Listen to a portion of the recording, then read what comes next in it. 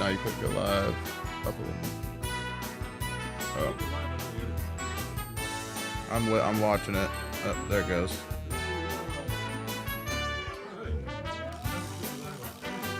Let's see. Yeah, we're live on YouTube. Yep. We are trying all sorts of stuff today. Ooh, that's kind of loud, huh? Mm-hmm. Sorry to blast you out. Oh, it's okay. All right. It is a surprise live show today. I'm here. Brooks is here. Banana is off working. She and I will be back tomorrow for the old-timey phrase game. That is, if this goes well. I'm kind of curious. Are you going to check on all of the platforms to see if we're streaming everywhere? Yeah, we're good on YouTube. Hello, YouTube people, TikTok people, you should be there. Instagram people, I'm fairly certain you're there. Facebook people. So Facebook, Twitch, and YouTube should have a whole new look to this thing. You should be able to see the entire chat from all three of those platforms all at once. TikTok and Instagram, you guys are kind of on your own with your own chat, which is usually pretty active. And there's a new feature, which I'm either going to ask you to test, Brooks. I'll have to give you $3 back. Or if anybody out there is on YouTube or wants to go over to YouTube, if you do a $3 super chat, I am told that it will read it out loud using text-to-speech, and Superdog's head will pop up in the middle of the screen. Whoa. Yeah, I feel like that's pretty cool.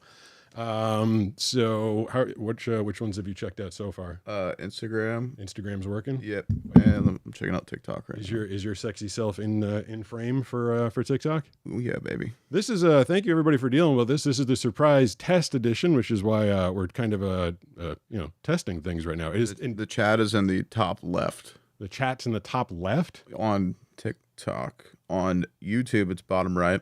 Okay. Let's see. Isn't that kind of distracting if it's in the top left on No, TikTok? I mean, it's in a good spot. Oh, okay. It's like right above your head. Okay. It's actually on the same place on Instagram, too. Okay. Oh, I think that was supposed to be me. Now, is that going to be distracting? So what they're looking at with that chat is they're looking at the chat that's happening on Facebook, YouTube, and Twitch, but they're not seeing their own chat. Do you think that's kind of cool, combining all of their chats? I think it's super cool. Oh, I've never seen anyone else do that, actually. Well, go us. So, and it's not. Let's go you, man. Is it like right here, like right over my head? Yeah, it's literally like probably 5 inches above your head.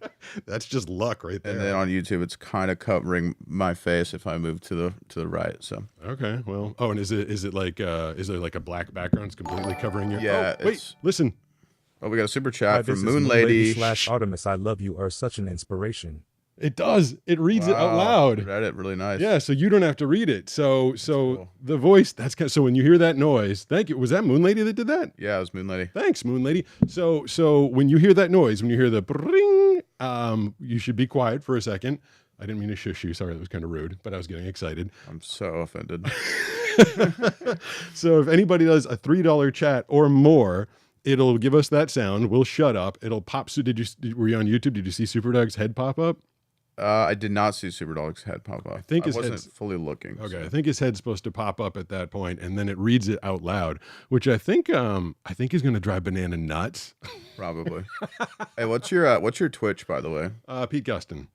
Twitch.tv/Pete Gustin. I think so. I know when you're a social media person, you're supposed to have like the same name across all the platforms. I started on YouTube. I wasn't gonna be Pete Gustin. I wasn't gonna be like out there as myself. I was just gonna be Blind Surfer. But then eventually, when I got to TikTok, I was like, screw it, I'll be Pete Gustin. So I'm like Pete Gustin on some, Blind Surfer on others, and on Facebook, I'm Blind Surfer Pete Gustin. A combination of all of them.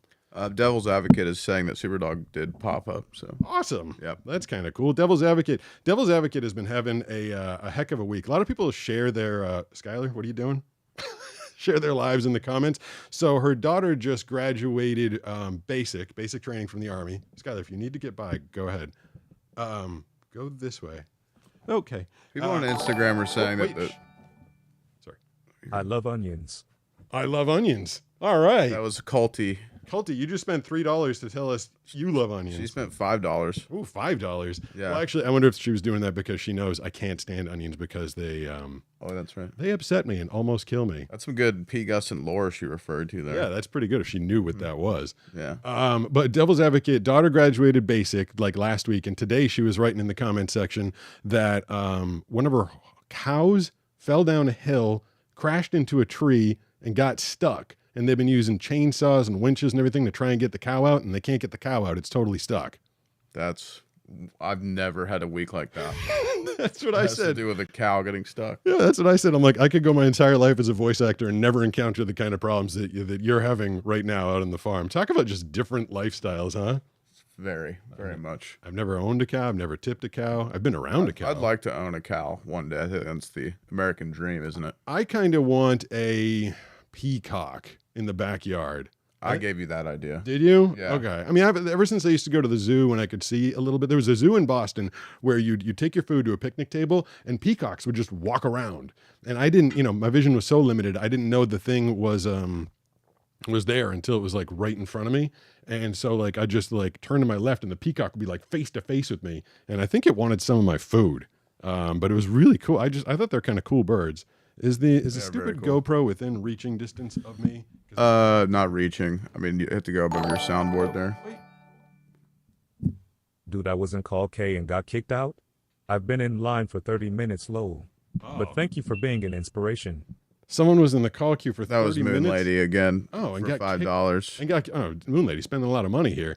You shouldn't get kicked out. The lines are really busy tonight. Everyone's just saying it's just kicking them off. All right, fine. I'll start getting to some calls. I mean, dude, it's crazy. We can't even get to all the calls, man. There's just I will see if the first caller is there. Hey, who's this? Oh, come on. If you're going to be the first caller, you got to be there. I hear something. Do you hear something? it was me touching the mic, but Hello. oh, anyone there? Oh, they're done. Yeah, I'm hanging up on that one. Yep. Everybody's so excited to hurry up and get to the call, and then the first call isn't there. All right, so let's put the next one on hold. So when they get on hold, it says, you're next, turn your stream down. Just for anybody that's calling, you'll get a warning. It says, turn the stream down, you're next. And then I take you off of hold, and I hear this person. Hey, who's this? Hi, this is Cole. Cole, I'm glad you're there. It kind of scares the crap out of me when the first caller isn't there, because then I think it's not working. So thank you for being there, Cole. Where are you calling from? I am calling from Louisville, Kentucky. And what's going on tonight? Well, not much. I've just been hanging around with like my parents and stuff. Yeah? Did you have something you want to talk about?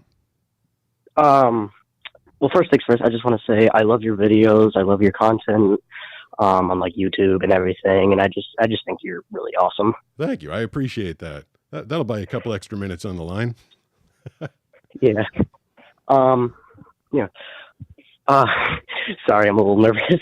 Me too. I was crapping my pants before we went live today. I had no idea if any of this was going to work. Yeah. Yeah, I was just checking on my phone earlier and I saw it said like, oh, you're going to be live in 5 hours. And I was like, okay, I'll just wait here for 5 hours. It is kind of funny when I get the notification like a day ahead of time. It's like, there's one person in line waiting. I'm like, for a day? I'm like, that is a long time. But hey, I appreciate that. I appreciate the dedication. Yeah, I also just have one question. Sure.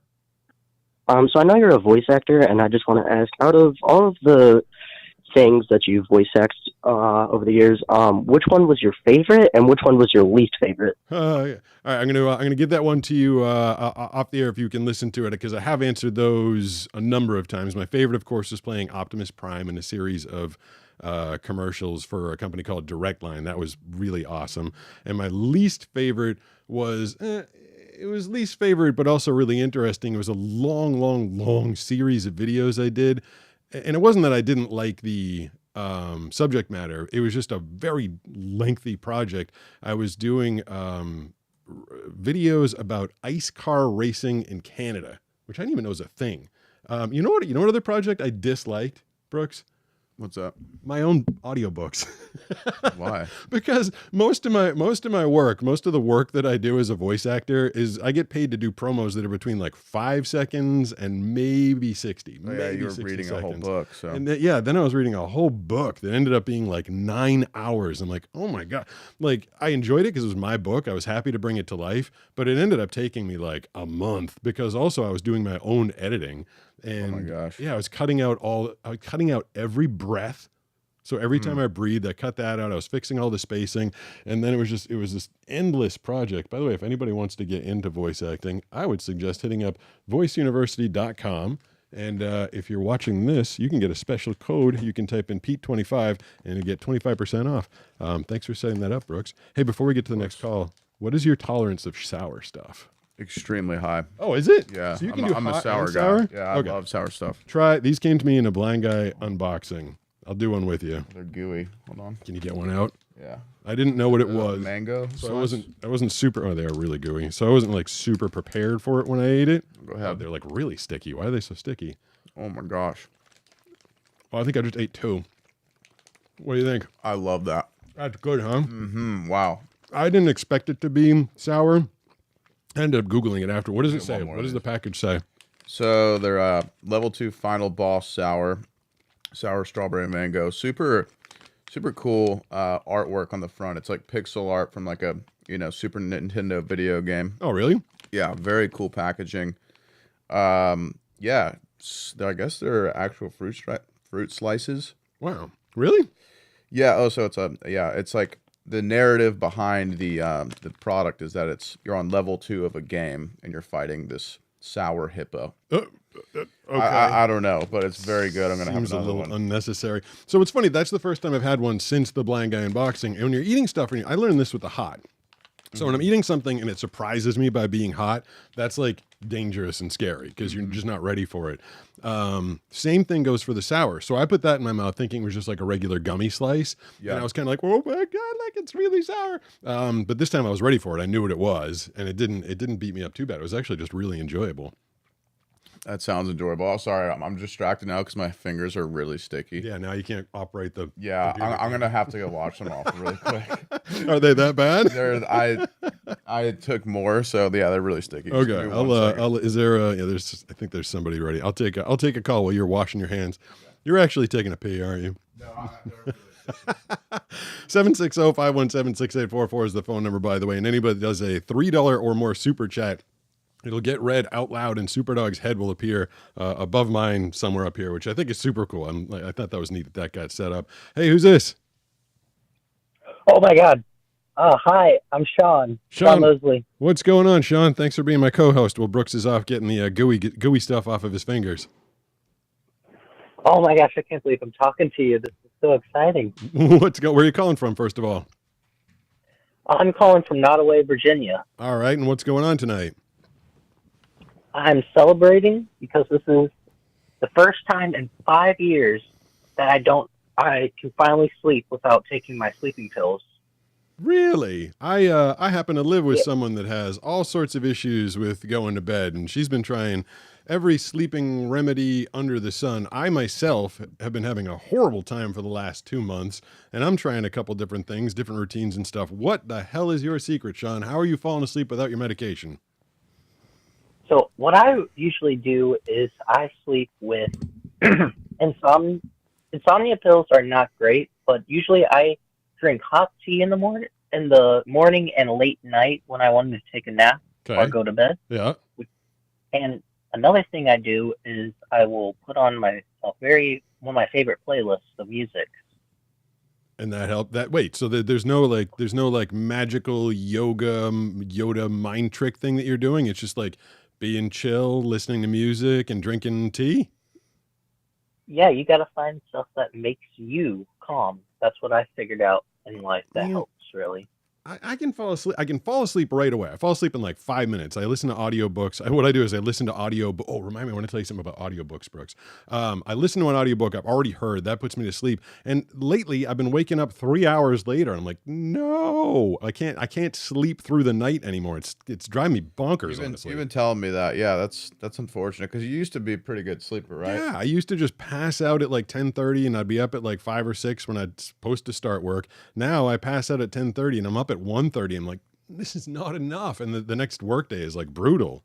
Yeah, that is brutal. Well, Sean, I'm an awful sleeper, so do you take a long time to fall asleep? yeah, it takes me like 2 hours to fall asleep. That's got to be and annoying. I sleep like 5 hours a night max. Yeah, that doesn't feel like enough. Every once in a while, you're just gonna be exhausted. Well, that's congratulations, son. I'm more excited for you than I think you were expecting because I've been having such a hard time with that. Yeah, thank you so much. This is so exciting. I've been watching your content for about 3 years now, and you are been a real inspiration for me. Well, that's cool to hear. That's kind of what keeps me going. I was telling people I had a 5-year limit on this channel, which meant I was going to be wrapping it up December 31st last year, 2024. That was kind of our original plan. Banana has mine to do 5 years of social media and call it a day. But God, the people we meet out in public that say that they have been inspired and it's changed their lives, and having the opportunity to talk to all you guys here on the show, it's inspired me to keep on going, because to create a community like this, it just felt weird to walk away from. Yeah, I hope you don't retire, because a lot of YouTubers retired like a couple years ago, and just a lot of people were very saddened by that. Yeah, the funny thing about that is a lot of them retired because their revenue it just kept getting cut and cut and cut. Thing was, I never made any money.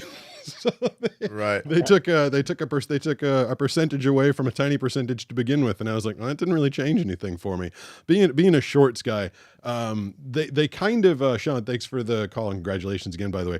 What they did to the YouTube Shorts people, this is another one of the tricks I did, Brooks. So when we get a call, this is just a random iPhone I have. It vibrates. Oh, so I can feel when the calls are coming. Okay, yeah. I was like, you're like, why does that keep really happening? blowing you up right now? No, it's how I know. I wasn't sure if it was going to work, so I had all sorts of backup systems rolling.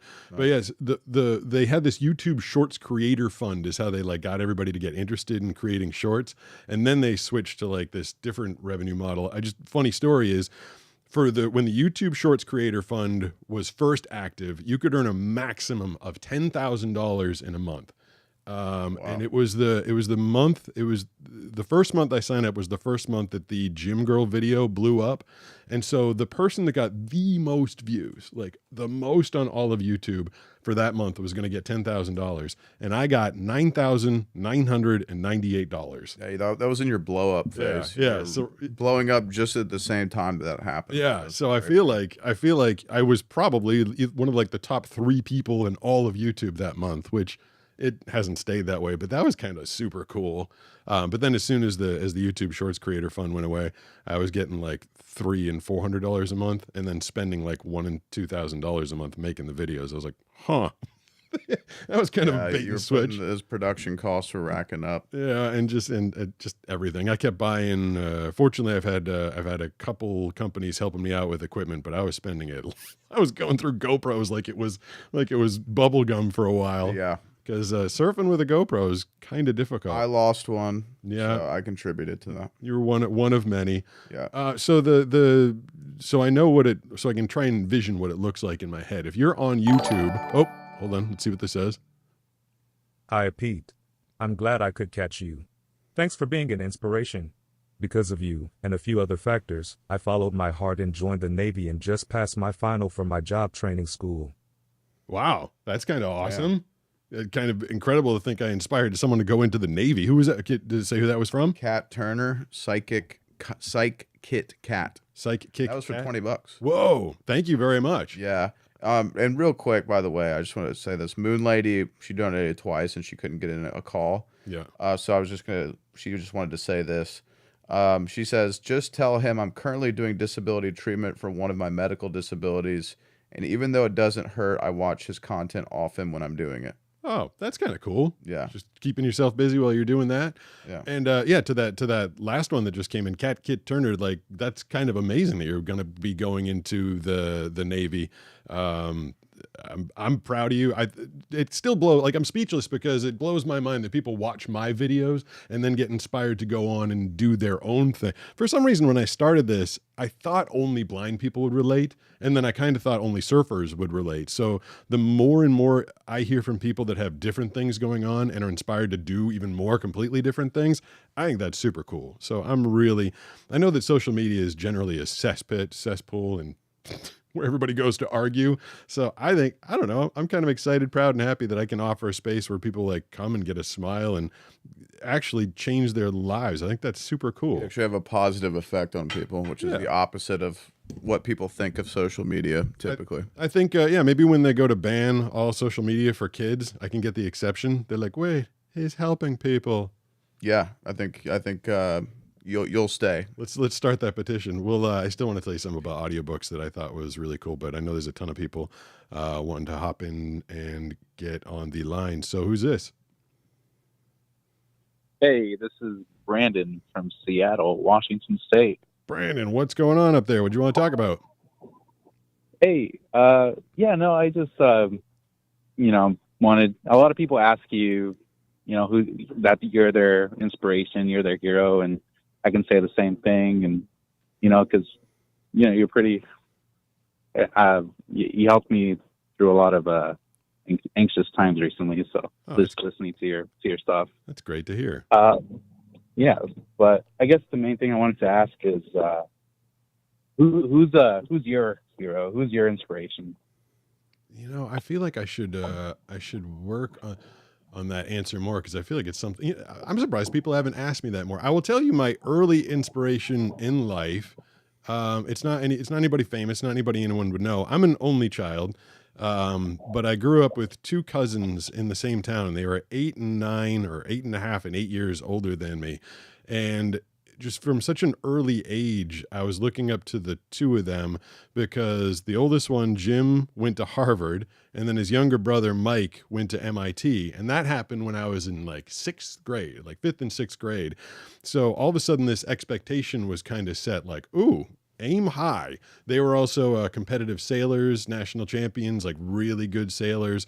They were both just great guys, like had a lot of friends and were achieving a lot, even as high schoolers and college students. And so to have role models like my cousins, Jim and Mike, just kind of set the tone for me to want to grow up and achieve and be a positive role model. My cousin Jim ran for student body. So when I got into high school, I ran for and became class president for 3 years in a row, junior, senior, and sophomore years. So yeah, not anybody famous. It was just two guys in my life that I really kind of tried to model myself after and looked up to. Right on. Thanks, That's a good question. Thanks. I think that's a hard question to answer. I mean, there's so many people that influence you throughout your, I think about like Don LaFontaine, who helped me in going in voiceovers. And there's a guy that really took me under his wing when I first got to a radio station. Sounds like it was a fake name, but his name is Bill Smith, actual guy. Just he helped to teach me production. I was a young kid, 18 years old. My eyesight was fading rapidly, and we had to deal with computers, and he had a lot of patience teaching me how to use them in a time before text-to-speech and stuff. So yeah, I mean, the list could go on and on and on, but starting from an early age, I'd say my cousins, Jim and Mike. I was trying to ask, I forgot, I was asking before. So what do the horizontal platforms look like? On the top right, is there an event thing going on? No. So top left on Instagram, it is actually showing the YouTube chat. Okay. I don't think it's showing Instagram chats. No, it's not showing Instagram chats in that visualization. Yeah, there's no way to share Instagram or TikTok chats across platforms because there are TMP, I'm told. Okay. But you can see the whole chat on both, on the wide and horizontal? The YouTube chat, yes. Okay. Kind of behind that is the call graphic. Okay. And then below the chat on the left is you. Okay. And below the chat on the right is me. All right. Well, I'm not below the chat, actually. And there's no little event thing saying that people are following or anything like that? Not on Instagram. but it should be on the other one, right? YouTube. Yeah, top right. Yeah, I asked them not to put the YouTube followers on Instagram because I thought that would be superfluous information for them. Yeah. So again, sorry to talk tech with Brooks throughout this thing, but that's why he and I are doing this tonight, to make sure that it's all working. So yeah, I guess if you are watching on YouTube, Facebook, or Twitch, and you follow or subscribe, whatever it is, your name will come up in the top right. Have we had any action up there? Are people subscribing and following throughout this? Yeah. Okay, that's cool. Vixen Varia just subscribed. What up, Vixen Varia? Crystal Star followed. So I don't know if that's from Instagram or not. It doesn't put the little icon next to it or anything? Yeah. And the chat that you see in the horizontal, I'm told that it should put the icon of whatever platform they're chatting from. So it should. Oh, that's cool. You should see the little Facebook We just thing. got a Twitch one. Yeah. Oh, look at that. We're huge on Twitch. That's crazy. Last week I had 7 people watching on Twitch. I'm gonna check out Twitch numbers. I think I'm told that this text to speech thing can also happen through Twitch, but we're so tiny on Twitch. I didn't want to start complicating things, but yeah, maybe we can put that on the screen next time too. Like $3 or more donation will get your comment read out loud, which I think is super cool. Anything read out loud kind of makes me happy. I'm kind of curious if I use my text to speech. It is 6:23. I'm getting a bunch of notifications here. If I go to YouTube and try and get to this thing, how do you even do that? That's me, Blind Surfer Pete Custom. Where's Sawterm? Sawterm is our one Twitch chatter. We're gonna shout out Sawterm for What's watching going on on? Twitch. Oh, Thank you for watching. Screen recognition on. Guys, if you have the capacity, just pull up twitch.tv/PeteGustin on another tab. Just have it run. Even if you're just watching on YouTube, just have it run. We need the Twitch numbers here. This is what Pete's phone sounds like, by the way. Yeah. Oh, so just someone's in the chat saying.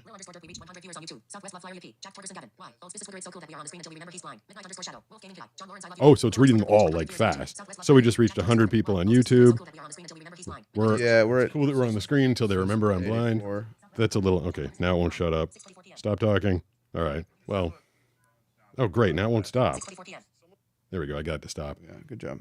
I think Superdog's on the front of my front of my phone. People are like, why do you have your dog there if you can't see it? Like, because I was just showing them a blank screen because I know it's there. I'm told he's there, and I like that. I think that's the same picture that'll come up if you do a $3 super chat. His head will pop up over my head, and it'll read it out loud.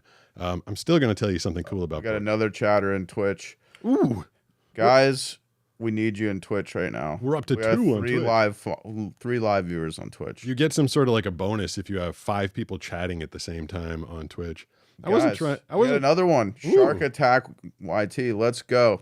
Everyone, let's make Twitch accounts. Everyone is watching on YouTube and Instagram. Make Twitch accounts. Watch Pete on Twitch. I like him being on YouTube as well. That's my most. I was just saying, pull it up in 5 different tabs. Watch It's not that hard. Watch it everywhere on all of them all at once. Yes. YouTube actually, the only thing I don't feel psyched about on YouTube is if you don't monetize the live, they don't push it out because that means they're not making any money. I would prefer not to monetize the live because you monetize it, I get like $2 an hour. And I know people have to watch commercials. I set it to the lowest amount of commercials possible on YouTube, but they don't push it out there unless you're monetizing it. I'm like, oh, come on. Do you really need we're up to 15 on Twitch. What? That is a record. People, you're killing it. Keep doing that. Keep making your Twitch accounts. All right. Well, next time. Pull it up in a different tab. Next time I'll set up the text-to-speech thing, or I'll have the thing set up on Twitch that allows you to talk over there as well. 760-517-6844 is the phone number. Who's this? Hello, my name is Colin Hopkins. I don't know what to say here. Was it Colin? Yeah, my name's Colin. Cool. All right, what's going on? Not much. I just saw your Instagram live, then I looked on YouTube and saw you live. I'm everywhere tonight. I'm so excited that it's working. Yeah. This is so cool though. I've been watching you for a while. Some like crazy noises in the background. It sounds like he's playing like some Galactic Galaxy game. Do you hear that? Yeah. What else is going on, Colin? Either my sister's probably on the phone or something. I don't know. That's okay. I enjoy the sound effect. It's making me smile. But what did you have a question? You just want to talk about something? You're just saying, hey. Yeah. one of my questions is, what's the most, like, ethically speaking, the proudest thing you ever did? Like, Did you say ethically speaking? yeah, like, like, I don't know, did you ever, like, bring more eyes into people who are disabled or stuff like that? I like the way you phrased it, ethically. I want to think about the most unethical thing that I ever did that changed the world the most. I don't know if I have anything. I think like it started your YouTube channel. Yeah, well, I that's mean- that's where I was going to go with that. I feel like the most good I've done overall, and I don't know. I started the YouTube channel. There's a handful of reasons. I think one of the reasons was I just kind of felt like I needed to, losing your eyesight and just, it's hard, man. Like it sucks. There's nothing cool about it. And you go through those 5 stages, and I was in denial and bargaining and trying to be like, how can I not let the world know I'm blind? And then it was really part of my acceptance. Like, okay, I lost my eyesight. It crapped out. It is what it is. And so for me, it was just like sharing, like coming to grips with, I've lost my eyesight, putting it out there and telling the people I've lost the world. So I didn't expect all this stuff to happen, but it did. And I do feel like it's done a lot of good. So I guess ethically speaking, starting these channels and sharing my story with the world is probably the most good I think I've done. Yeah, I like that. That's a good answer. Do you don't have to answer this, but right now, do you view losing your eyesight as a blessing, or are you kind of just like whatever? That's a really good question. I'm gonna bounce you after because that noise might be driving some people nuts. I'm gonna answer that one for you though. So it's funny. I was good. This is gonna sound crazy, but I was good with losing my eyesight for a large chunk of my life because here's the reason why.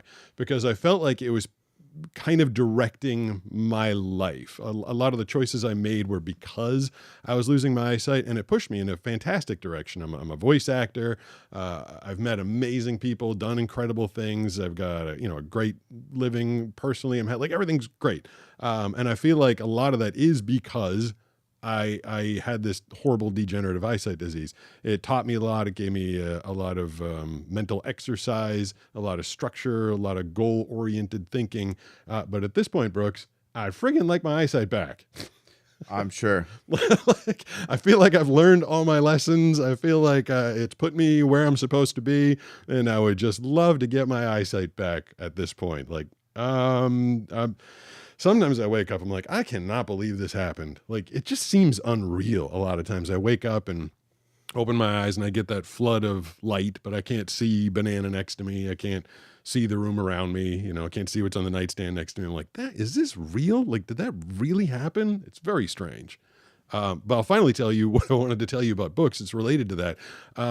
Gaming, something I can't do anymore, obviously. Last game I played, I think it was Vice City. Still had some eyesight to play Vice City on the PlayStation 2, but I can't do it anymore. However, there's a series of books under the category of lit RPG. Have you heard of these? No. Super cool. So literary role-playing games. I've finished. I'm on book 10 right now. That one sounds called. fun. It's super It's fun. like a choose your own adventure. It is, but the author chooses it for you. I did one. I'm 10 books in. That's the latest there is. The author is Shirtaloom. It goes by a funny name, and it's called He Who Fights with Monsters. And the main character gets taken out of his boring, regular, everyday life in Australia and ends up in this weird land, and he's basically naked. Like the start of any video game, I guess. And and then he like kills a hamster, and all of a sudden this prompt comes up, and he like gets a couple points for it. And he just like a game, he like levels up and gets stronger and gets more powerful. And I just started another one of those lit RPG called The Primal Hunter. And it's the same thing. The guy starts as an office worker, and he ends up in this bizarre land where he has to like kill monsters and level up, and he fights bigger and badder things. So, I'm sure it's not as fun or as immersive as playing a video game, but I think it's really cool.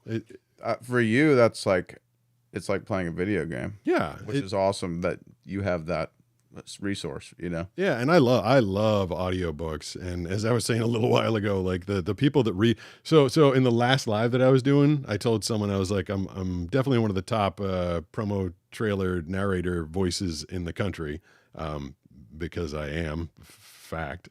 And the person he's like, I looked you up on Audible and you've only read 2 books. How does that make you the top narrator? I'm like, that's not what I meant.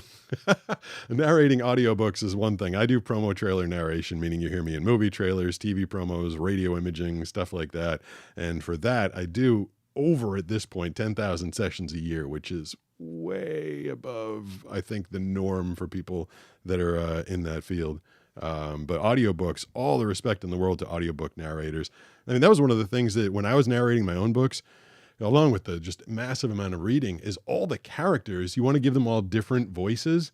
And then sometimes if you don't have a character appear for a while, you're like, oh crap, I got to go back in the file and find where that character was and remember what voice I did to him. Like audiobook narrating is a ton of work. Yeah, I'm sure. And it seems, here I am advocating for people outside my field, like you can get paid a lot of money to do short form stuff like I do, like just little 10, 15 second pieces.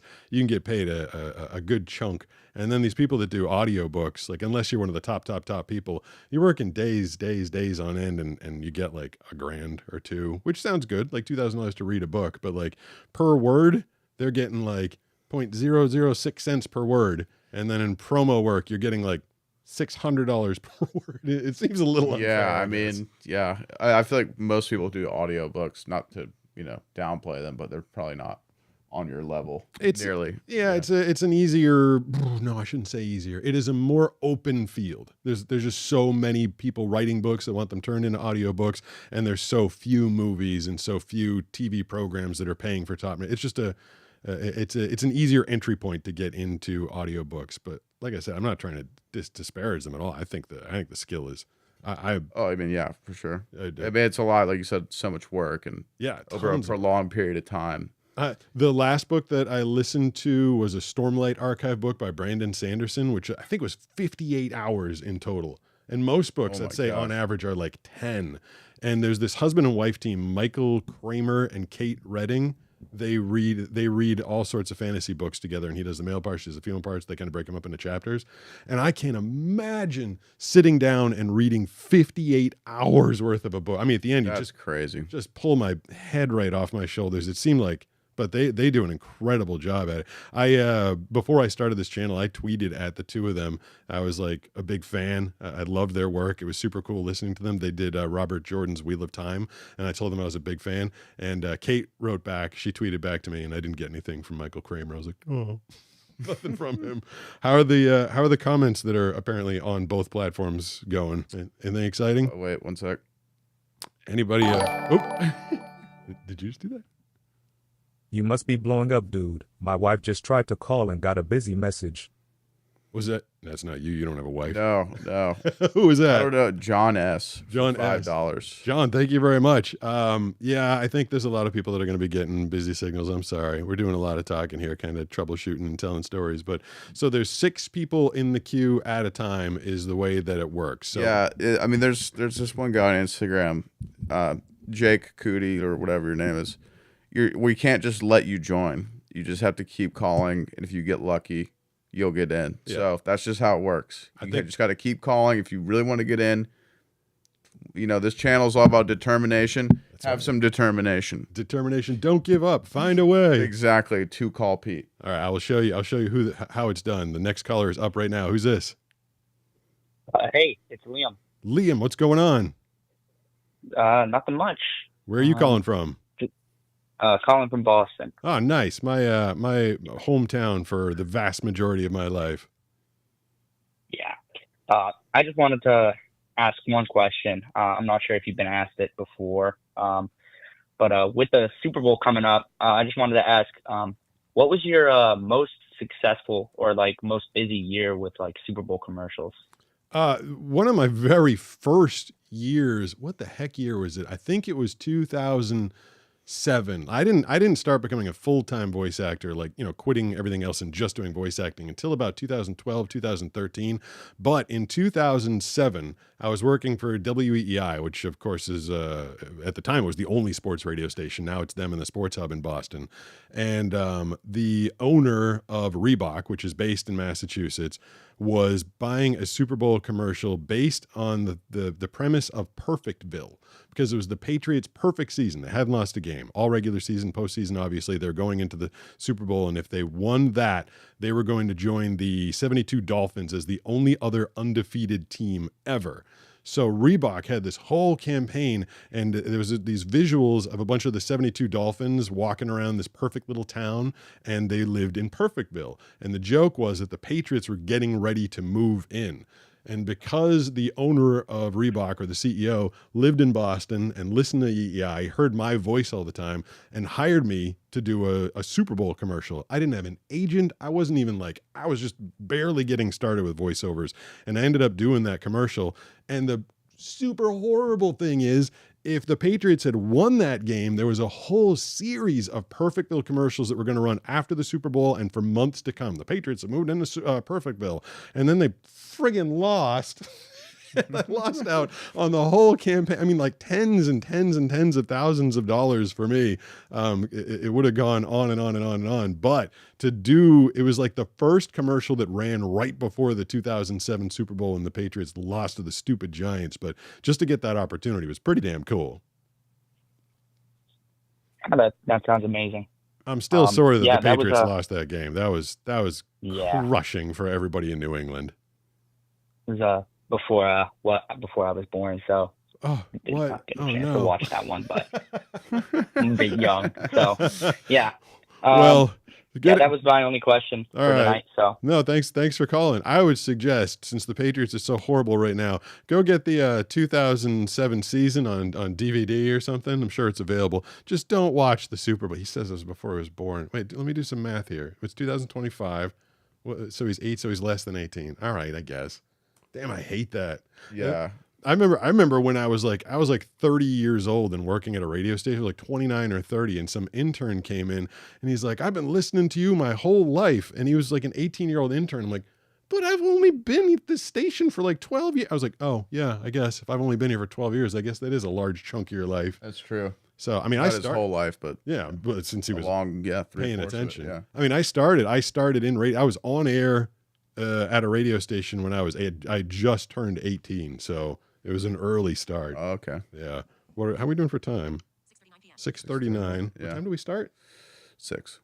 Oh, that's right. Yeah. I'm used to starting this an hour earlier. Mm-hmm. Anything exciting going on in all those lives we've got?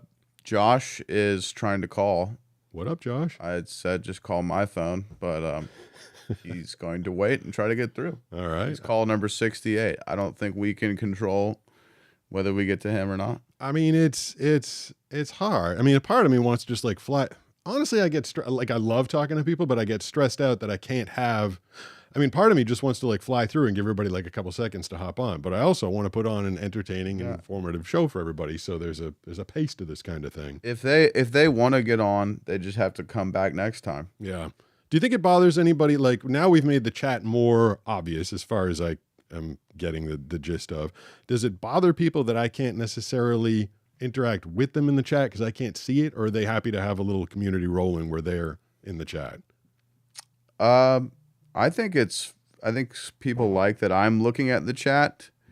I don't think that they care that you can't read it. All right. I mean, some people ask that occasionally. Yeah. But they know that it's TTS, but you can't read chat TTS. It's too fast. It's not, for some reason, it's kind of like I was trying to do it before, except there's no way to mute the stupid. It moves way too fast. It moves fast, and I can't, if I go to the live stream, it's playing us talking while it's doing the text to speech. Right. Oh, that makes sense. Yeah, I can't kill one. Yeah. There is a mute button, but not when it's on my channel. It's just complicated.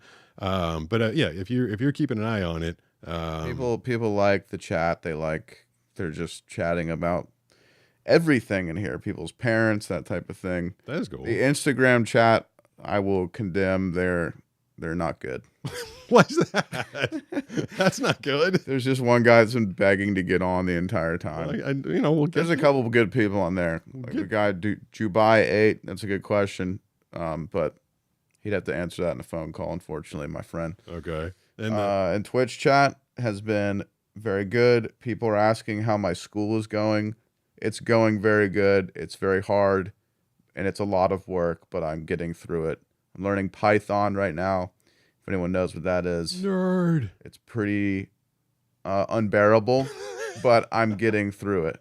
It's like learning Klingon. It is. I mean, I'm not a coder, and so learning coding is hard.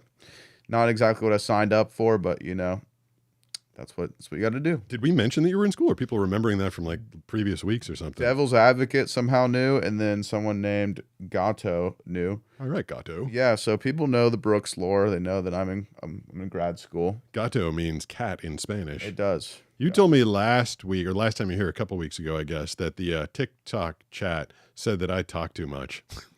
There was one person. Oh, it was one person? I took that all to heart. I was like, damn it. So again, like I love talking to people, but every once in a while you get a caller and they're like a little slow to start or they're not quite sure what to say. So then I kick into automatic retention brain mode. And I'm like, well, I better start talking to keep this thing going because, hopefully there's a decent amount of people watching this thing. And I don't want people to click away. We got 73 on YouTube, 8 on Instagram.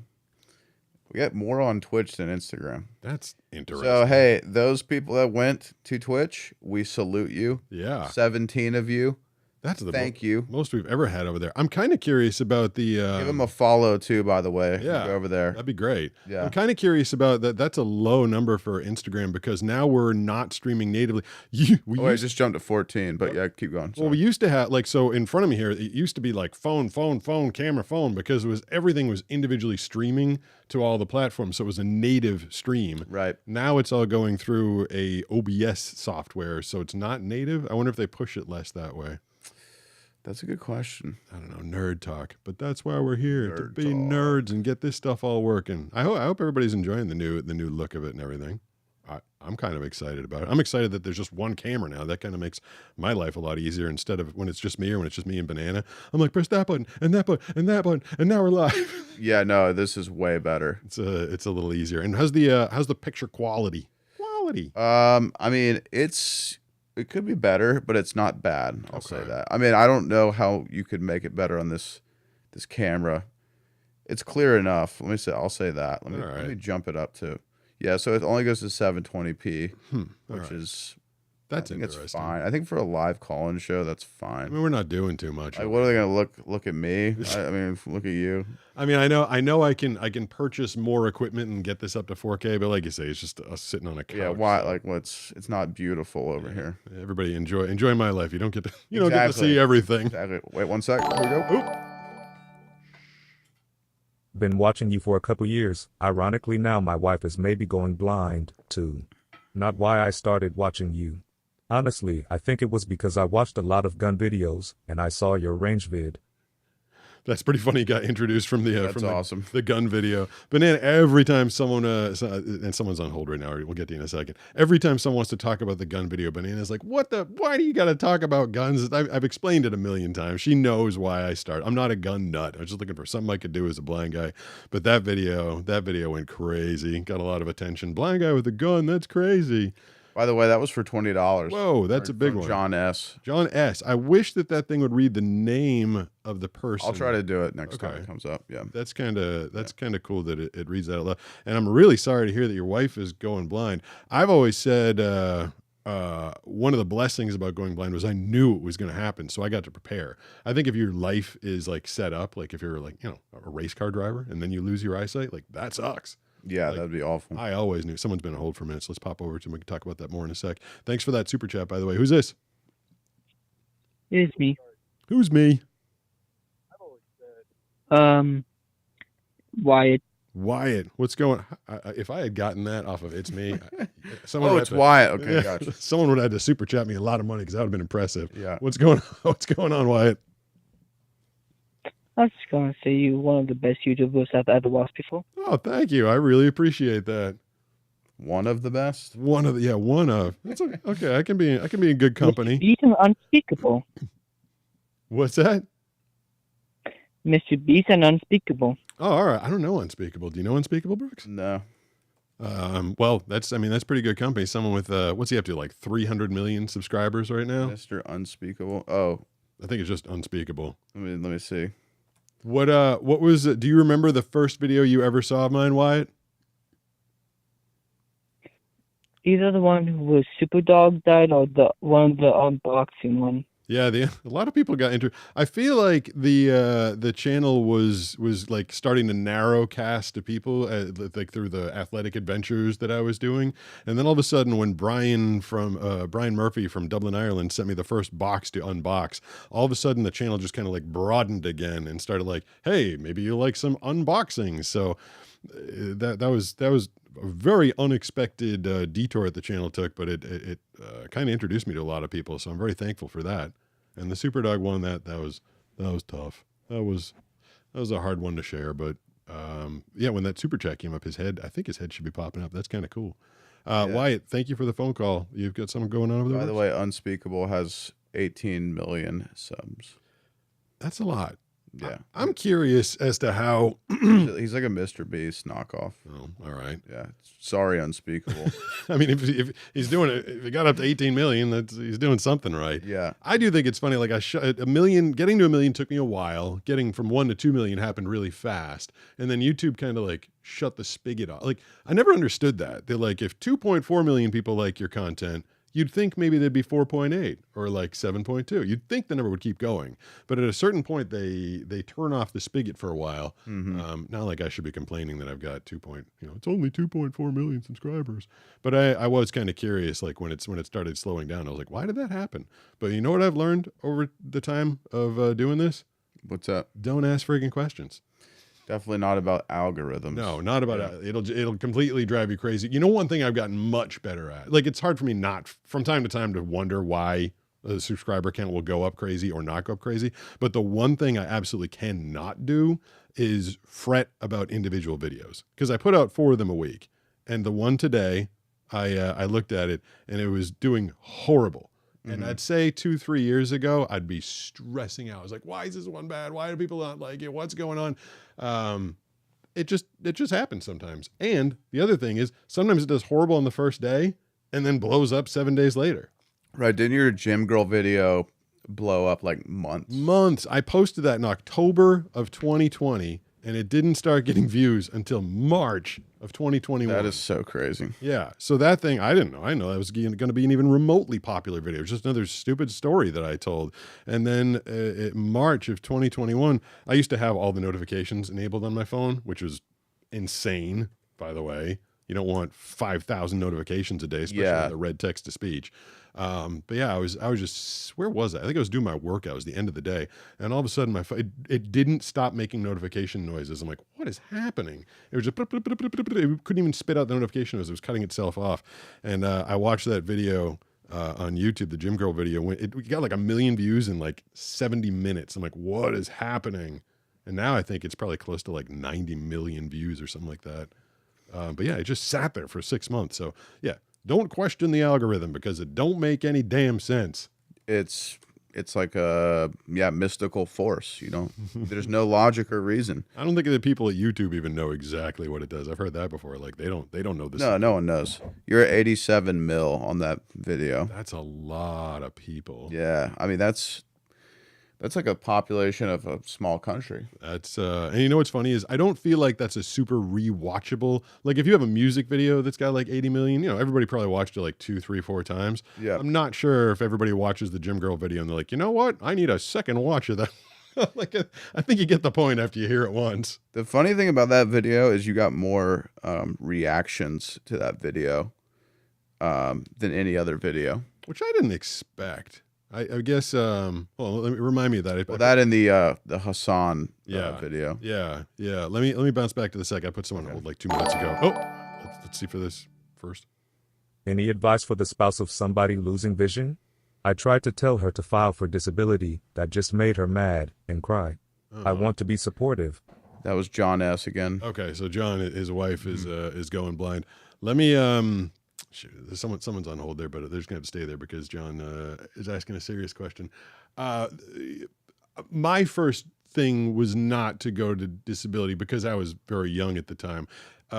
If it's making it very hard for her to do her job, and she can't work, I don't think going on disability is the worst thing, but I wouldn't make it a permanent solution.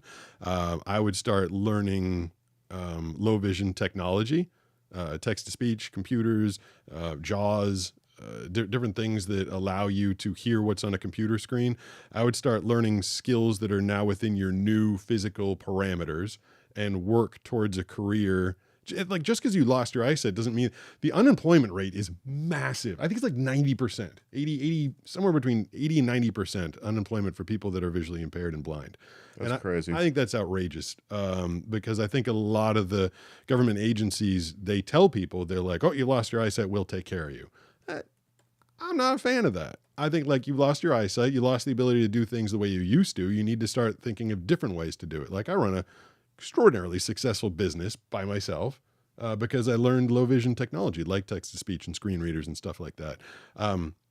If she needs to go on disability for a short period of time to pay her bills, to exist, to not end up on the street, I don't think there's any shame in that, but use that time and use that money to start learning a different way to get into a career or do something that you can do with your new diminished eyesight. Does that make sense? Mr. Brooks? Oh, yeah, makes sense to me. Sorry. All right. I forgot that was a super chat. Yeah, that was. And sorry, I left someone on hold for a super long time. You still there? Hello, hello. Well, I think they got annoyed listening to the message saying, like, you're coming up next. Well, sorry I put you on hold for so long. Oh, there, yeah, sorry. That's okay. You came in just in the nick of time. Who's this? Yep. I'm Gavin. Gavin, I like the guy Wyatt. I was like, who's this? He's like, it's me. I was like, oh, okay, cool. Where are you calling from, Gavin?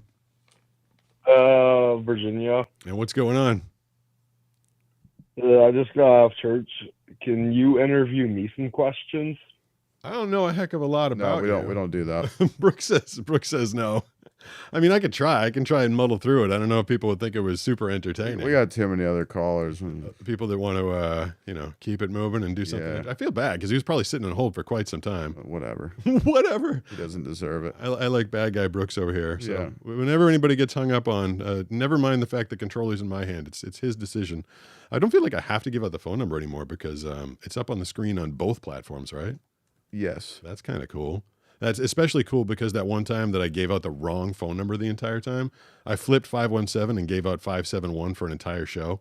My dad told me the next day, he's like, you were yelling out the wrong phone number the entire show. I was like, oh, crap, sorry about that. So yeah, now it's written. Now you can see it right there. Who's this?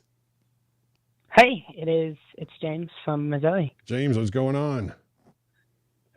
Not much. I have one question, but first, can I thank you for helping me get through some of the hard times in my life by being able to have your content to watch and help me notice the good things in life. That is that's kind of awesome. Now, how does that work? Do you specifically seek out my videos as they come up throughout the week, or did you just get fed them and you enjoyed the content? How are you finding them? So I was originally fed one on my For John You S. is page, coming in. and I One second. subscribed. I will take care of her no matter what. Her ending up on the street is not a problem. That's No, good. she can't work, and at this point I won't let her drive. Did you say Jaws? What is that? I did. I'll get back to that in a second. I got Gavin on the line, and John, I will answer that question for you. Sorry, Gavin, I put you on hold for a quick second. You got fed it initially, and then did you start seeking them out, or was it just kind of coming up randomly? After a while, I started seeking them out specifically. But at first it was more random, and then it kind of got more and more and more. That's cool. It's nice. I think I'm asking because when I hear people say it helped them get through a tough period or something like that, I'm wondering if the algorithm is aware, hey, these things are going to cheer you up, or if people are actually looking for them, which I'm kind of curious. I don't consume a lot of social media, so I don't really know what it's like on the other end. But I'm sorry. That was a technical question I was curious about. But what was your question, Wyatt? Or Gavin? Sorry, Gavin. I called you the wrong name. Your name's Gavin, correct? Oh, my name's James. Oh, James. God, I got them all over the place. Sorry. Go ahead, James. What was the question? You're good. It's okay. So I'm thinking about if you have any dating advice to help me out at all. What is the issue you're looking to get over? I'm trying to ask her for her number, And but I don't know how to ask. are you shy? Are you not? You don't know what she's. Give me a little information. Is this a girl in your school? Yeah, she's in my school. I'm a bit quiet and shy, so. Now, you know what's funny is, and I feel like every guy thinks this way, Brooks. If you could go back to high school, you'd do so much better in the dating pool, wouldn't you? Yeah, I think I just would have tried more. Yeah, I'm not saying like go back now as a 34 or 5-year-old. Well, yeah, of don't do course. that. But I'm Yeah. saying, like if you had this knowledge and you went back, you could do if you were 16 again. Like, because I was just petrified. I was petrified of girls Yeah, when I was so 15, was I. 16, So was 17. I, yeah. Like, and so I didn't take any shots because I was afraid of rejection, and I didn't have any self confidence, and so I was like super nervous. So I didn't put enough irons in the fire, as they say. I would say, James, if you are mildly interested and this is a girl that you think you like, you just find a situation and ask. Like that is what I would do if I could go back again. And if you get shot down, you get shot down. I mean, I don't do anything spectacular. Don't grab a boombox and play music for her under a window at night or something like that. But just ask. And worst thing that's happened is she's going to say no. And then, you'll find someone else eventually. I mean, one thing you just have to, you just have to try. And if you get rejected, don't take it personally. That's just part of being a guy, to be honest with you. And Especially as you get older. And I don't know.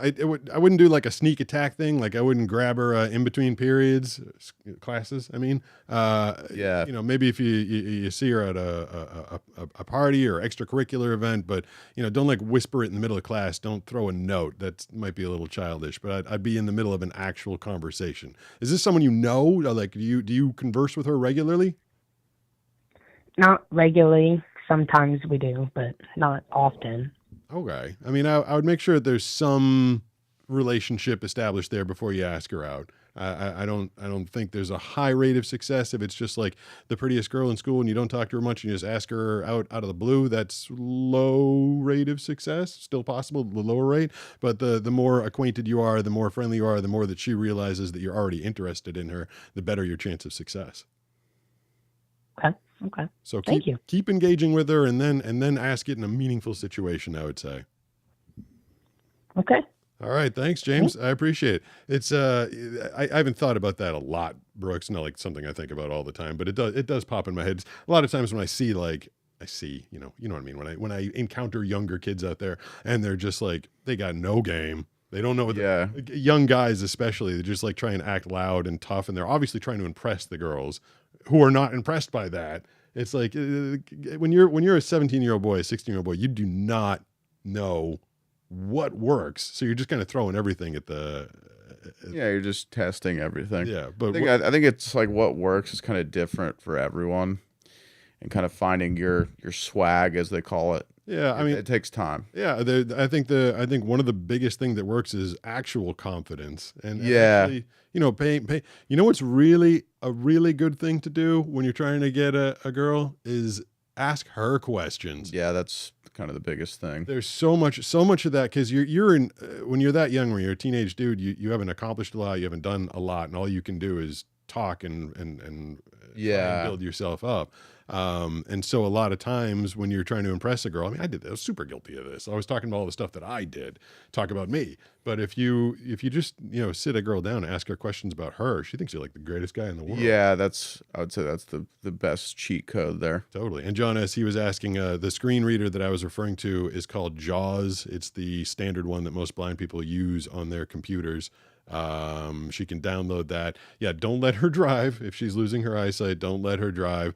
For a long time when I had to go into work and I was in the process of losing my eyesight, I made sure to live within walking distance. So there were two things that I had to do, when I was in my 20s and I was still capable of I couldn't drive obviously, but I would walk to work. So there's two things that I had to live in between from the age of like 20 to like 25.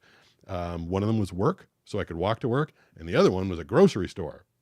Yeah. Because not driving, You need to get food. You need to get food like once a week, a couple times a week. DoorDash didn't exist. DoorDash did not exist for a long time. So I would always find an equidistant place to live that was somewhere between work and a grocery store. And that meant when I moved to New York in 1999, I moved to Manhattan. I was working for Sirius Satellite Radio back then, and they were on 49th and 7th. So in order for me to work for Sirius Satellite Radio, I couldn't just go to a burb. I couldn't go to Brooklyn or the Bronx or something like that, Staten Island. I had to live right in Times Square. And it cost a fortune. It cost me $2,525 a month, $25.25. And this was in the year 1999. It was most of my salary. I was paying $25.25 a month just so I could live within walking distance of getting to work. And the cool thing about Manhattan, I thought I could live there because of the fact that the streets are numbered.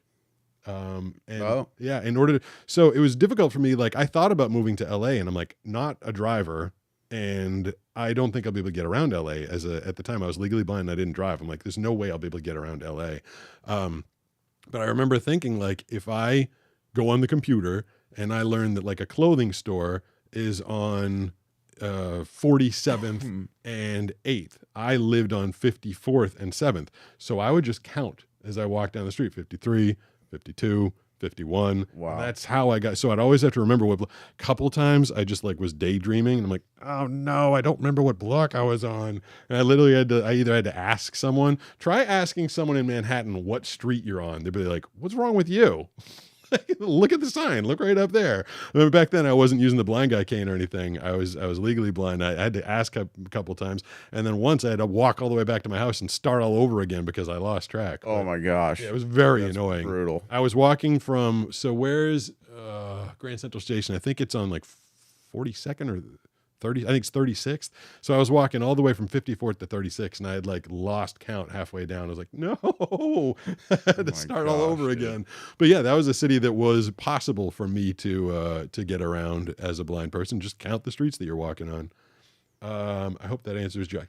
I feel like John's going through something serious with his girlfriend losing his vision, her vision.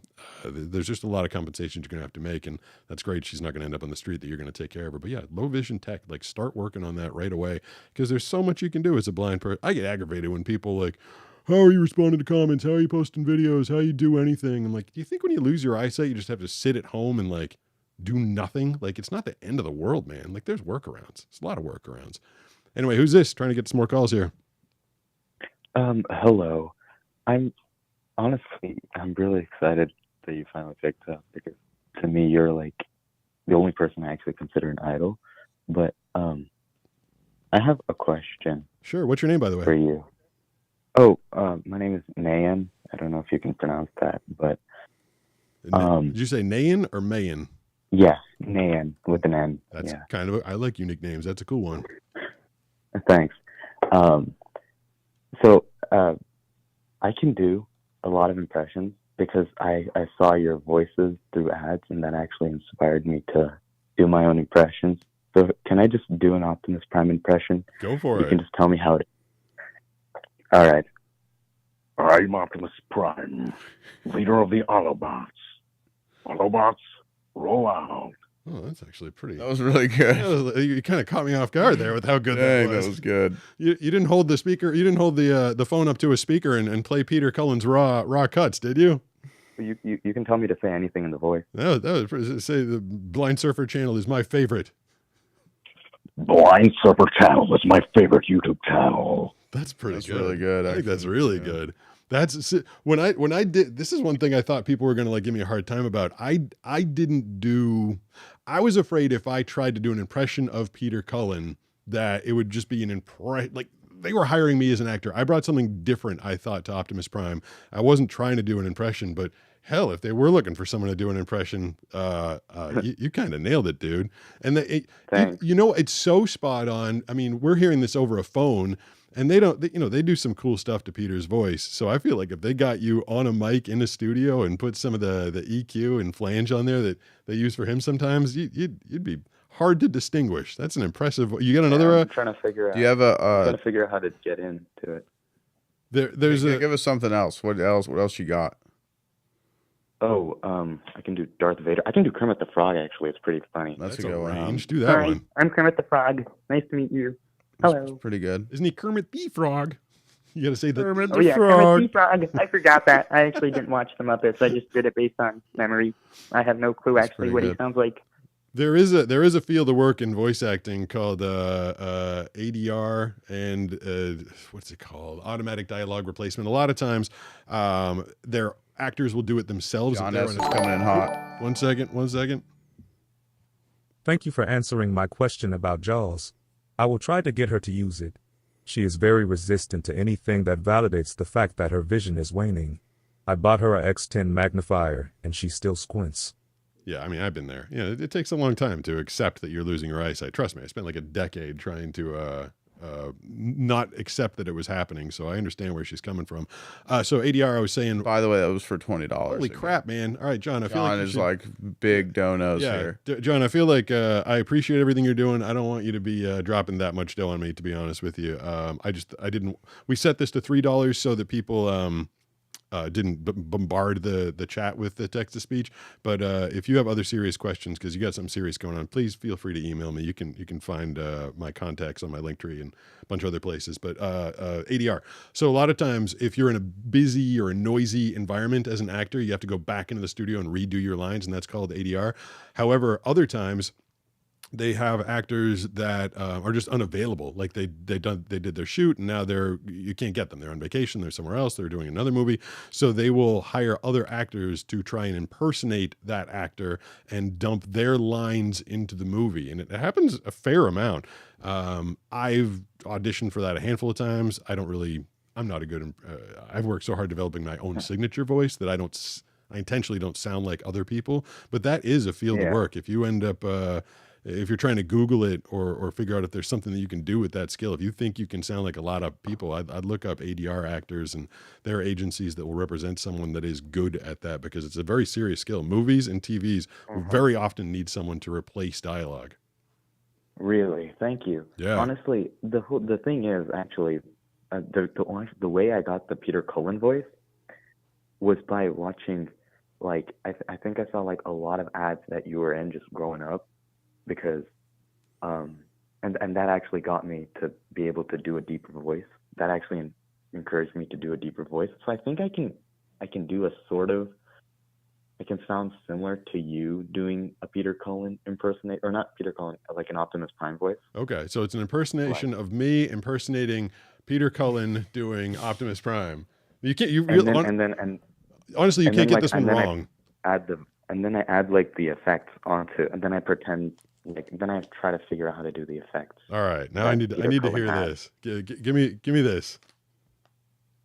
Like, I honestly don't remember exactly what you sounded like. Can you just say something like as you're Optimus Prime?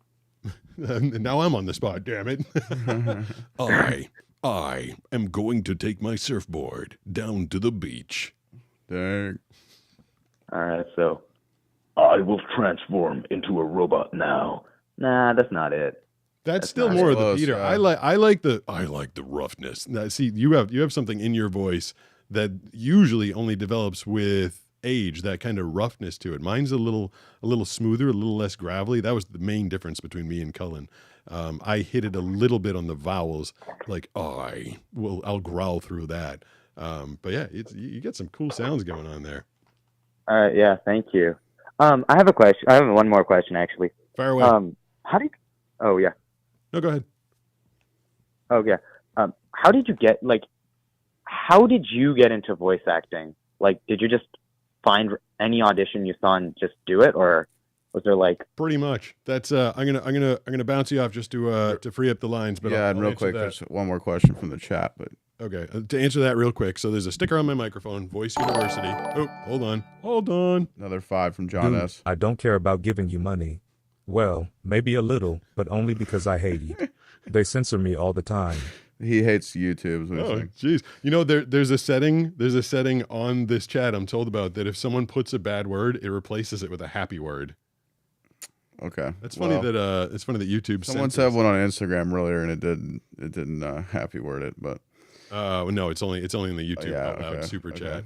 And John, thank you very much. But seriously, email me if you have other questions. What the hell was I just answering? Oh, voiceuniversity.com. So yeah, if you want to get into voice acting, that's the long and the short of the whole thing is just start auditioning like immediately. Like I started when I was 18. I didn't start making money in voice acting till I was like 30 because it just takes a long time to break into the business. So, voices.com, voice123.com, I don't know, Fiverr if you're looking to undercut. I don't mind people undercutting the business because you got to get a start. Some of the people at the top end of the business are like, these cheap things are undercutting. I'm like, I wasn't going to do that job anyway.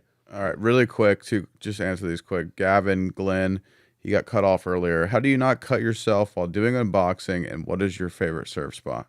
Where's my knife's all the way over there. I can't get it. It's not. I feel like I guess it's a genuine question because it gets asked a lot. But I know like if I'm holding my phone, like I know where the end of it is. The end's right there. Hold on, this thing's talking to me. So I'm not hitting myself in the head, right? Like because I know that the phone is about this long. Yeah, it's not like awareness. just because I'm holding something, I'm gonna be like, oh, I didn't know my head was there. I'm pretty familiar with that knife. I've had it for a very long time. I know where the end of it is. And, I slow down too. Like if I am getting close to me, I'll slowly touch my cheek or something like that. And the other one, my favorite surf spot is where the best waves and the least amount of people are. Good answers. And where are we over time? 7:12. Oh, we went way over. You let me go over. I was just, you were riffing, man. Letting you do your thing. I think we probably got kicked off TikTok at this point. Oh, yeah. Forgot about that. Well, there's nothing you could do because there's no puzzle to. Yeah. It's, I wonder if there's probably no circumventing that with this software, but. Probably not. Yeah. So TikTok's probably gone, but. Hey, we got to give a big thanks to John S. Yeah, man. Tonight. That was a lot of. Does it give a total of the super chats? So he did 25 plus that's 35. 45, 65, 70. So he did 70. Jeez, man, that's a lot. I feel like you and I should go get some burgers on John S. Yeah, dude. Thank you, John. That was really appreciated. Thank you also to everyone who went to Twitch. Everyone who's watching this on YouTube, go to Twitch, follow Pete, and watch on Twitch as well when we do these. Yeah, I guess the more platforms you're watching on, it's not like, I'd like to build up one and have one that's really reliable. But the point of multi-streaming is to be on as many, maybe you don't get the notification on YouTube, but maybe you'll get it on Twitch. Well, we want Pete to be big on Twitch too. So just follow him. And then, when we're live streaming, just pull Twitch up in a different tab, turn it down and let it run. That's the GoPro's dead. GoPro just died. We've hit the hour mark. Follow Pete on Twitch. Follow Pete on Twitch. Follow Pete on YouTube. Follow Pete everywhere. I'm really excited that this whole thing worked. I'm very appreciative that Brooks came over. I'm appreciative of all the people that called in. I know I'm gonna go to bed tonight being stressed out and feeling bad that we didn't get to everybody, but it's just just not possible. Can't get everybody. I think we gotta figure out how to end this stream, which I think is over there. So Whoa! My bad. That came out of nowhere. Yeah, man. Sorry. So the callers, I keep them up nice and loud, and the music I try not to keep loud, but they're on the same channel. That was all right. Well, scared the crap out of myself, and you probably. Yes. I didn't think that was coming from my headphones for a second. All right, we're gonna figure out how to end this thing. That's the last trick, and then tomorrow I'm gonna be doing this again. I hope not. Yeah, Pete's gonna be on tomorrow. I won't be here, but Pete will be on tomorrow. I'll be back with Banana. We'll be playing the old-timey phrase game, so get ready for that. Anybody who didn't make it through tonight, we're gonna be doing a lot more calls tomorrow. We're gonna try and shoot through them all. We were doing a lot of riffing tonight, so thanks to everybody. We're gonna hit mute on our audio so you don't hear me swearing as we try and figure out to close this thing down. Thanks, Brooks. Thank you.